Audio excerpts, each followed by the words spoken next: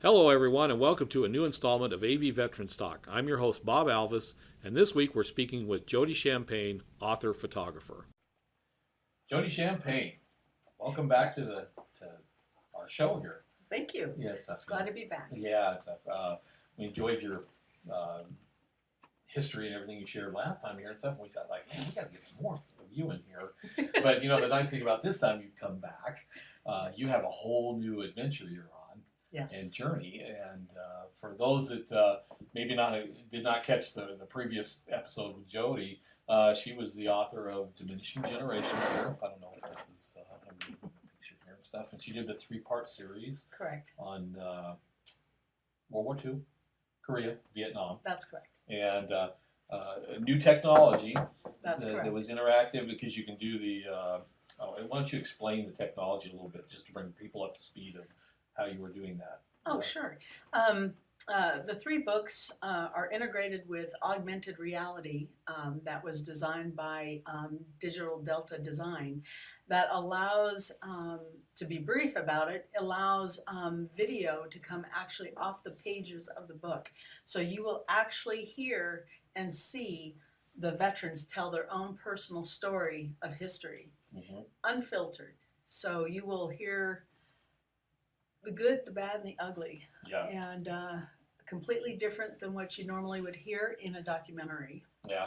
And the neat thing about this is technology is moving on, and we were having a discussion kind of about the things, the death of the printed book.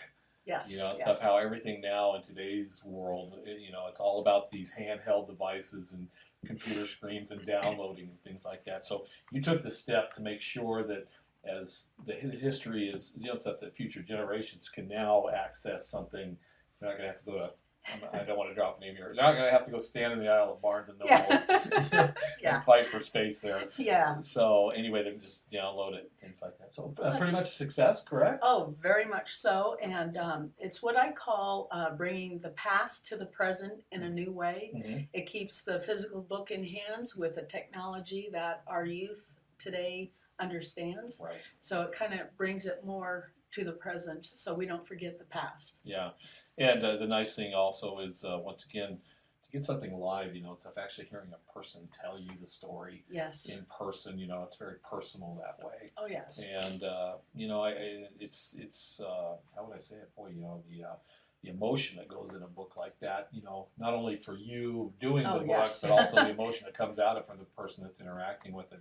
Because when the tears are not fake, No. the dramatic stories, that are being told and stuff are firsthand accounts of these guys. Exactly. The ladies. Right, exactly. There's you have the anger, you have the tears, stories that you don't hear in the documentary films that you see. You don't, because I tell them to be unfiltered, no filter. Tell it like it was, because that's how it was for you, and we want to hear, what it was for you. Right. And it does. It's their personal account of what had happened, whether if it was Pearl Harbor survivors, POWs from either World War II or Vietnam, field nurses in every war. I mean, it was just amazing. And yes, very hard for me because I was there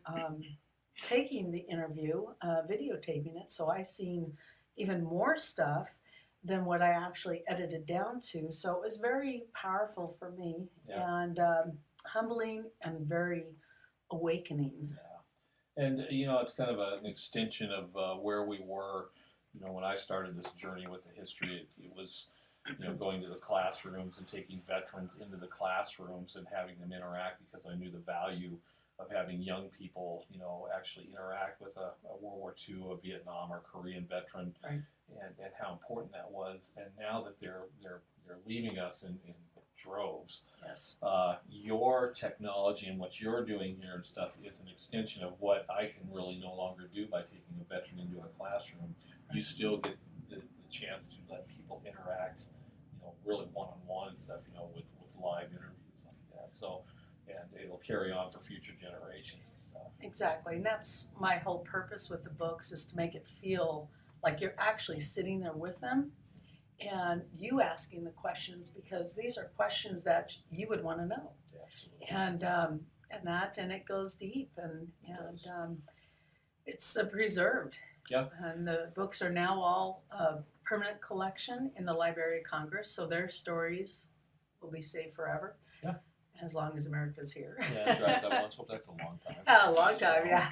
Well, we'll take our first break here, and when we come back, you're on a new quest and a new journey, and a new project. And Oh, yes. We'll start laying the groundwork of what you got going on there, and then we'll share a great trip that you went on to Belgium and Europe and stuff. Yes. And you can share some of that. So we'll be right back here with Jodi Champagne.